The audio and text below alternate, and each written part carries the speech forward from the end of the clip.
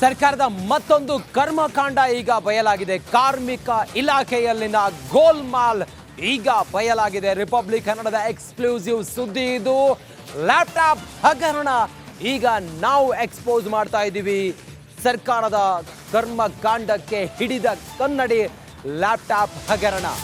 ಕಲಬುರಗಿಯಲ್ಲಿ ನಡೆದಿರುವಂಥ ಈ ವಿಚಾರ, ಈ ಸುದ್ದಿ, ಲ್ಯಾಪ್ಟಾಪ್ ಹಗರಣದ ಸುದ್ದಿ ಇದು. ರಾಜ್ಯ ಸರ್ಕಾರದ ಮತ್ತೊಂದು ಕರ್ಮಕಾಂಡದ ಸುದ್ದಿ ಇದು. ರಿಪಬ್ಲಿಕ್ ಕನ್ನಡದ ಬಿಗ್ ಎಕ್ಸ್ಕ್ಲೂಸಿವ್ ವರದಿ. ಸಂತೋಷ್ ಲಾಡ್, ಸಚಿವ ಸಂತೋಷ್ ಲಾಡ್ ನೋಡಲೇಬೇಕಾದಂಥ ಸ್ಟೋರಿ ಇದು. ಸಚಿವರು ನೋಡಿದ್ರೆ ಸಾಲದು, ಅಕ್ರಮದ ಬಗ್ಗೆ ಅವರು ಉತ್ತರ ಕೊಡಬೇಕು. ಕಾರ್ಮಿಕರ ಮಕ್ಕಳ ಲ್ಯಾಪ್ಟಾಪ್ ಖರೀದಿಯಲ್ಲೂ ಕೂಡ ಗೋಲ್ಮಾಲ್ ಆಗಿರೋದು ನಿಮ್ಮ ಗಮನಕ್ಕೆ ಬರಬೇಕು. ನೀವು ಅದಕ್ಕೆ ಉತ್ತರ ಕೊಡಬೇಕು. ನಿಮ್ಮದೇ ಇಲಾಖೆಯಲ್ಲಿ ಆಗಿರುವ ಈ ಗೋಲ್ಮಾಲ್, ನೀವು ಇದಕ್ಕೆ ಏನು ಹೇಳ್ತೀರಿ ಅನ್ನೋದು ನಮಗೆ ಗೊತ್ತಾಗಬೇಕು. ಕಾರ್ಮಿಕರ ಮಕ್ಕಳ ಲ್ಯಾಪ್ಟಾಪ್ ಖರೀದಿಯಲ್ಲೂ ಕೂಡ ಅಕ್ರಮ ಆಗಿದೆ. 38,000ದ ಲ್ಯಾಪ್ಟಾಪ್ಗೆ 71,000 ಕೊಟ್ಟು ಇವರು ಖರೀದಿ ಮಾಡಿದ್ದಾರೆ. ಕಾರ್ಮಿಕ ಇಲಾಖೆಯಿಂದ ಕಾರ್ಮಿಕರ ಮಕ್ಕಳಿಗೆ ಲ್ಯಾಪ್ಟಾಪ್ ಹಗರಣ ಇದು. ಒಟ್ಟು 7,000 ಲ್ಯಾಪ್ಟಾಪ್ ಖರೀದಿಯಲ್ಲಿ ಅಕ್ರಮ ಆಗಿದೆ. ಲೂಟಿ ಮಾಡಿದ್ದಾರೆ ಕಲಬುರಗಿ. ಹಾಗೆ ಇಲ್ಲಿ ನಾವು ಗಮನಿಸ್ತಿದ್ದಂಗೆ ಕಾರ್ಮಿಕ ಇಲಾಖೆಯಲ್ಲಿ ಆಗಿರುವಂತಹ ಈ ಧೋಖಾ, ಕಾರ್ಮಿಕ ಸಚಿವರು ಮಾನ್ಯ ಸಂತೋಷ್ ಲಾಡ್ ಇದಕ್ಕೆ ಉತ್ತರವನ್ನು ಕೊಡಬೇಕು. ರಾಜ್ಯ ಸರ್ಕಾರದ ಮತ್ತೊಂದು ಭ್ರಷ್ಟಾಚಾರದ ಈ ಕೂಪದ ಬಗ್ಗೆ ಕಾರ್ಮಿಕ ಸಚಿವರು, ಇಲಾಖೆ ಸಚಿವರು ಇದಕ್ಕೆ ಉತ್ತರವನ್ನು ಕೊಡಬೇಕು. ಹೇಗೆ ಅಂತ ಹೇಳಿದ್ರೆ ಅಕ್ರಮ ಆಗಿರೋದು ಸುಮಾರು 7,000 ಲ್ಯಾಪ್ಟಾಪ್, 38,000 ವರ್ತ ಲ್ಯಾಪ್ಟಾಪ್, ಅದು 71,000 ಕೊಟ್ಟು ಇವರು ಖರೀದಿ ಮಾಡಿದ್ರು ಅಂತ ಹೇಳಿದ್ರೆ ಅಲ್ಲಿ 30,000 ರೂಪಾಯಿ ಇವರು ಲೂಟಿ ಮಾಡಿದ್ದಾರೆ ಅಂತೇಳಿ ಅರ್ಥ. 33,000 ರೂಪಾಯಿ ಲೂಟಿ ಹೊಡೆದಿದ್ದಾರೆ ಅಂತೇಳಿ ಅರ್ಥ. ನೋಡಿ, ರಿಪಬ್ಲಿಕ್ ಕನ್ನಡ ಎಕ್ಸ್ಕ್ಲೂಸಿವ್ ಆಗಿ ಸುದ್ದಿಯನ್ನು ಬ್ರೇಕ್ ಮಾಡ್ತಾ ಇದೆ. ಕಾರ್ಮಿಕ ಇಲಾಖೆಯಲ್ಲಿ ನಡೀತಾ ಇರುವಂಥ ಈ ಗೋಲ್ಮಾಲನ್ನು ಸಚಿವರೇ, ಮಾನ್ಯ ಸಂತೋಷ್ ಲಾಡ್ ಅವರೇ, ನಿಮ್ಮ ಇಲಾಖೆಯಲ್ಲಿ ಆಗಿರುವಂಥ ಈ ದೋಖಾದ ಬಗ್ಗೆ ನಾವು ಎಳೆ ಎಳೆಯಾಗಿ ಬಿಚ್ಚಿಡ್ತಾ ಇದ್ದೀವಿ. ನೀವೇನು ಹೇಳ್ತೀರಿ ಇದಕ್ಕೆ? ತಪ್ಪಿತಸ್ಥ ಅಧಿಕಾರಿಗಳ ವಿರುದ್ಧ ನೀವೇನು ಕ್ರಮ ಕೈಗೊಳ್ತೀರಿ? ಇಷ್ಟು ಗೋಲ್ಮಾಲ್ ಆಗಿದೆಯಲ್ಲ, ಸುಮಾರು 7,000 ಲ್ಯಾಪ್ಟಾಪ್ ಖರೀದಿಯಲ್ಲಿ ನಿಮ್ಮ ಪ್ರತಿಕ್ರಿಯೆ ಏನು ಮಾನ್ಯ ಸಚಿವರೇ? ಇವತ್ತು ಕಾರ್ಮಿಕರ ಕಲ್ಯಾಣ ಮಂಡಳಿಯಲ್ಲಿ ನಡೆದಿರ್ತಕ್ಕಂಥ ಒಂದು ಲ್ಯಾಪ್ಟಾಪ್ ಖರೀದಿ ಹಗರಣ ಅಂತಕ್ಕಂಥದ್ದು ಯಾವ ರೀತಿ ಅಂತಂತಂದರೆ, ಇವತ್ತು ಕಾರ್ಮಿಕರ ಕಲ್ಯಾಣಕ್ಕಾಗಿ ಮೀಸಲಿರ್ತಕ್ಕಂಥ ಅನುದಾನವನ್ನು ಇವರು ಕಾರ್ಮಿಕರ ಮಕ್ಕಳಿಗೆ ಲ್ಯಾಪ್ಟಾಪ್ ಖರೀದಿ ಮಾಡ್ತಕ್ಕಂಥ ಯೋಜನೆಯಡಿ ಸುಮಾರು ಅರೌಂಡ್ 23 to 24 crore ಹಗರಣ ನಡೆದಿರ್ತಕ್ಕಂಥದ್ದು ಮಾಹಿತಿ ಹಕ್ಕು ಕಾಯ್ದೆ ಮೂಲಕ ಇವತ್ತು ನಾವು ದಾಖಲೆಗಳ ಮೂಲಕ ಇವತ್ತು ನಾವು ಅದನ್ನು ಬಹಿರಂಗಪಡಿಸ್ತಾ ಇದ್ದೀವಿ. ಮತ್ತು ಈ ಒಂದು ಟೆಂಡರ್ ಪ್ರಕ್ರಿಯೆಯನ್ನು ಕಳೆದ ಒಂದು BJP ಸರ್ಕಾರದ ಕೊನೆಯ ಅವಧಿಯಲ್ಲಿ ಟೆಂಡರ್ನ ಇನ್ವೈಟ್ ಮಾಡಿರ್ತಕ್ಕಂಥದ್ದು.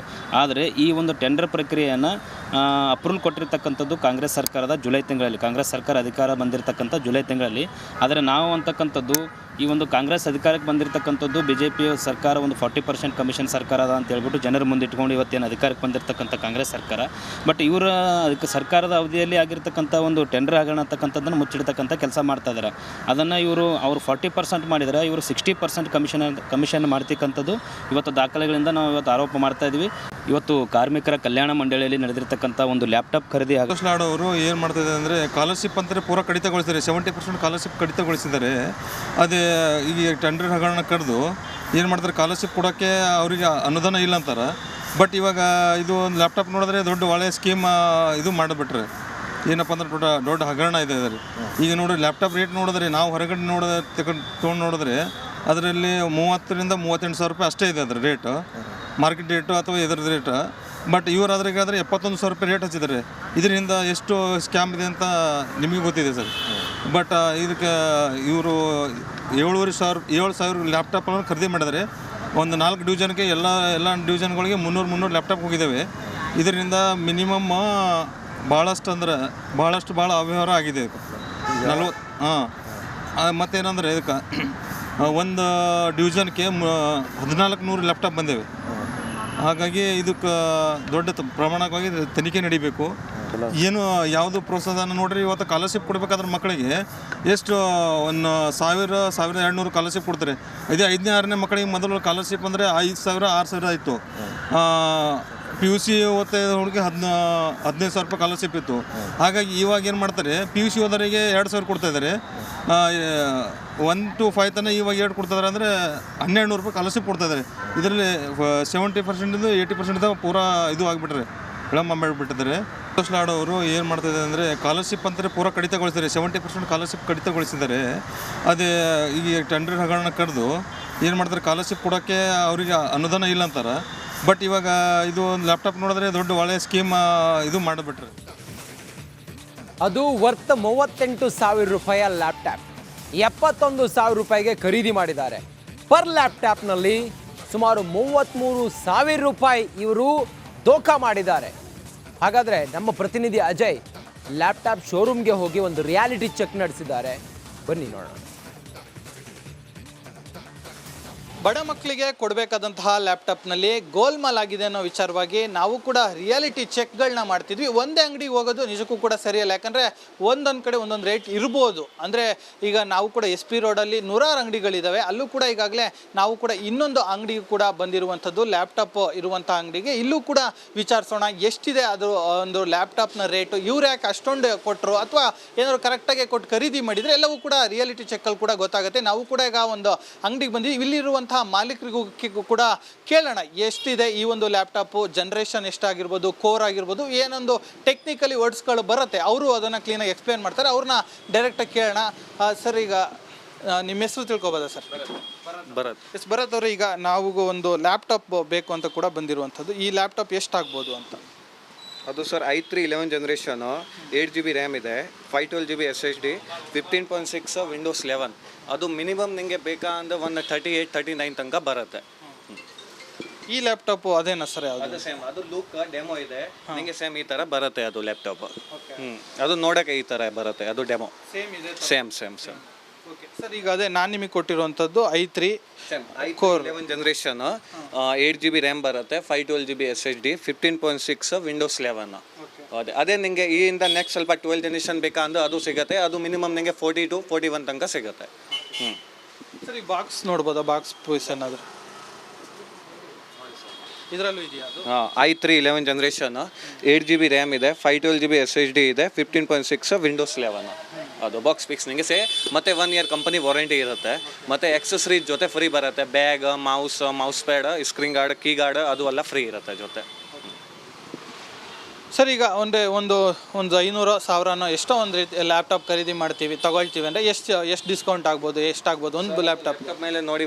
ನೀವು 40,000 ಒಂದು ಆನ್ಲೈನಿಂದ ನಿಮಗೆ 3-4,000 ಕಮ್ಮಿ ಇರುತ್ತೆ ಮಾರ್ಕೆಟಲ್ಲಿ. ಇಲ್ಲಿ ಒಂದು 43 ಇದ್ರೆ ಇಲ್ಲಿ 40ಗೆಲ್ಲ ಸಿಗುತ್ತೆ. 40-41 ತನಕ 40 ತನಕ ಸಿಗುತ್ತೆ ನನಗೆ ಲ್ಯಾಪ್ಟಾಪ್. ನಾವೇ ಇದನ್ನ ಈಗ ನಾನು ನಿಮಗೆ ಹೇಳಿದ್ದಂಥ ಮಾಡಲ್ಲು ಏನು i3 ಆಗಿರ್ಬೋದು ಮತ್ತು ಜನ್ರೇಷನ್ 11 ನಾನು ಪರ್ಚೇಸ್ ಮಾಡ್ತೀನಿ ಅಂದರೆ ಫೈನಲ್ ರೇಟ್ ಎಷ್ಟು ಮಾಡಿಕೊಡ್ಬೋದು ಸರ್? ನಿಮಗೆ 38,500 ಅಲ್ಲಿ ನಾನು ಕೊಡ್ತೀನಿ, 8,500 ಅಲ್ಲಿ ಕೊಡ್ತೀನಿ. ಅಂದರೆ ಈ ಒಂದು ಪ್ರೈಸು ಬರೀ ನಿಮ್ಮ ಅಂಗಡಿಲ್ಲ ಅಥವಾ ನಿಮ್ಮ ಏರಿಯಾದಲ್ಲ ಅಥವಾ ಇಡೀ ಕರ್ನಾಟಕದಲ್ಲ ಅಥವಾ ಬೇರೆ ಕಡೆ ಎಲ್ಲೋದ್ರೂ ಇಷ್ಟೇ? ಯಾವುದು i3 ಲ್ಯಾಪ್ಟಾಪ್ ತಗೊಳ್ಳಿ, ನಿಮಗೆ 40-42 ಮ್ಯಾಕ್ಸಿಮಮ್. 11 ಜನ್ರೇಷನ್ 40-42 ಈ ಮೇಲೆ ಹೋಗಲ್ಲ ಲ್ಯಾಪ್ಟಾಪ್. ಎಲ್ಲೇ ಹೋದ್ರು ಯಾವ ಅಂಗಡಿಯಲ್ಲಿ ಹೋಗಿ ಶೋರೂಮಲ್ಲಿ ಎಷ್ಟು ಪ್ರೈಸ್ ಇರುತ್ತೆ?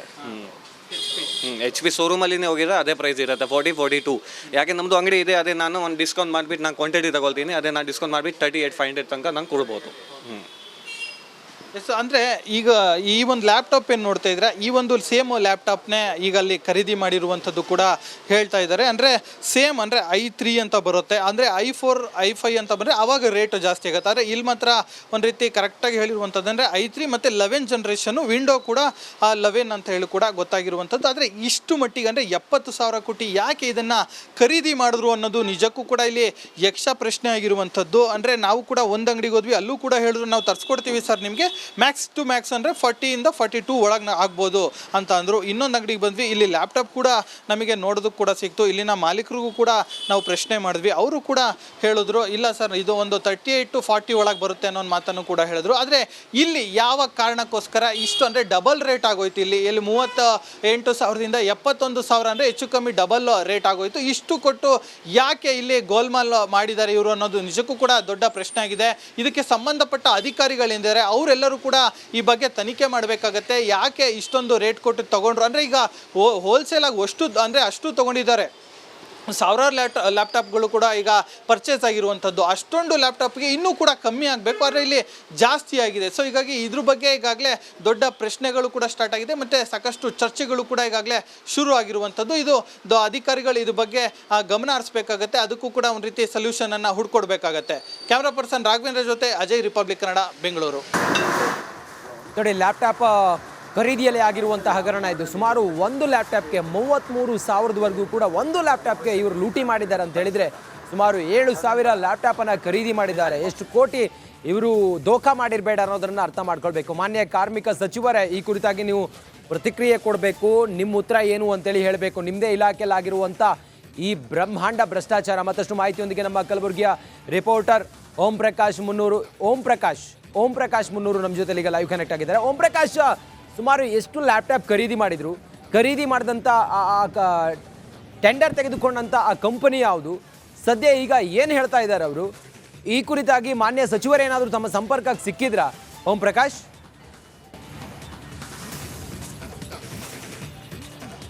ರಂಜಿತ್, ಕಾರ್ಮಿಕ ಇಲಾಖೆಯಲ್ಲಿ ನಡೆದಂಥ ಬಹುದೊಡ್ಡ ಹಗರಣ ಅಂತ ಹೇಳಿದ್ರೆ ಇದು ತಪ್ಪಾಗ್ಲಿಕ್ಕಿಲ್ಲ. ಯಾಕಂತಂದರೆ ಇದೇ ಸರ್ಕಾರ, ಕಾಂಗ್ರೆಸ್ ಸರ್ಕಾರ ಈ ಹಿಂದೆ BJP ಸರ್ಕಾರದ ಮೇಲೆ 40% ಸರ್ಕಾರ ಅಂತೇಳಿ ಆರೋಪ ಮಾಡಿ ಸಾಕಷ್ಟು ಹಗರಣದ ಬಗ್ಗೆ ಮಾತಾಡ್ತಾ ಇರುವಂಥ ಸರ್ಕಾರ ಇದೀಗ ವಾಪಸ್ ಕಾಂಗ್ರೆಸ್ ಅಧಿಕಾರಕ್ಕೆ ಬರ್ತಿದ್ದಾಗಲೇ ಅವರು 50% 60% ಲೆಕ್ಕಾಚಾರದಲ್ಲಿ ಅಕ್ರಮ ನಡೆದಿರುವಂಥದ್ದು ಕೂಡ ಬಯಲಿಗೆ ಬಂದಿರುವಂಥದ್ದು. ಅದರಲ್ಲೂ ಕೂಡ ಪ್ರಮುಖವಾಗಿ ಕಟ್ಟಡ ಕಾರ್ಮಿಕರ ಮಕ್ಕಳಿಗೆ ಏನು ಕಾರ್ಮಿಕ ಇಲಾಖೆ ವತಿಯಿಂದ ನೀಡ್ತಾ ಇರುವಂಥ ಲ್ಯಾಪ್ಟಾಪ್ನಲ್ಲಿ ಬಹುದೊಡ್ಡ ಹಗರಣ ನಡೆದಿರುವಂಥದ್ದು. HP ಕಂಪನಿಯ ಏನು ಆ ಲ್ಯಾಪ್ಟಾಪ್ಗಳನ್ನು ರಾಜ್ಯಾದ್ಯಂತ 5 ಡಿವಿಷನ್ 5 ಪ್ರಾದೇಶಿಕ ವಲಯಗಳಲ್ಲಿ ನೀಡ್ತಾ ಇರುವಂಥದ್ದು. ಸುಮಾರು 7,000 ಲ್ಯಾಪ್ಟಾಪ್ ನೀಡ್ತಾ ಇರುವಂಥದ್ದು. ಕಲಬುರಗಿ, ಬೆಳಗಾವಿ, ಹಾಸನ, ಬೆಂಗಳೂರು ಪ್ರಾದೇಶಿಕ ಕಚೇರಿ 1 ಮತ್ತು 2ರಲ್ಲಿ ತಲಾ 1,400 ಲ್ಯಾಪ್ಟಾಪ್ನಂತೆ ಒಟ್ಟು ರಾಜ್ಯಾದ್ಯಂತ 7,000 ಲ್ಯಾಪ್ಟಾಪ್ಗಳನ್ನು ಕಟ್ಟಡ ಕಾರ್ಮಿಕರ ಮಕ್ಕಳಿಗೆ ನೀಡೋದಕ್ಕೆ ಮುಂದಾಗಿರುವಂಥದ್ದು. ಇದು BJP ಸರ್ಕಾರದ ಅವಧಿಯಲ್ಲಿ ಟೆಂಡರ್ ಆಗಿರುತ್ತೆ. ಆದರೆ ಆವಾಗ ಸರ್ಕಾರ ಟೆಂಡರ್ ಆದ ತಕ್ಷಣ ಏನು ಎಲೆಕ್ಷನ್ ಆಗುತ್ತೆ, ಎಲೆಕ್ಷನ್ ಆದಂಥ ಹಿನ್ನೆಲೆಯಲ್ಲಿ ಅದಕ್ಕೆ ಅನುಮೋದನೆ ಸಿಗೋದಿಲ್ಲ. ಅದಾದ ಬಳಿಕ ಜುಲೈ 2023 ಅಂದರೆ ಕಾಂಗ್ರೆಸ್ ಸರ್ಕಾರ ಅಧಿಕಾರಕ್ಕೆ ಬಂದ ನಂತರ ಇದಕ್ಕೆ ಆರ್ಥಿಕ ಅನುಮೋದನೆಯನ್ನು ಸಿಗುತ್ತೆ. ಅಂದರೆ ಏನು ನೈನ್ ರಿಚ್ ಕಂಪನಿ 9,99,00,000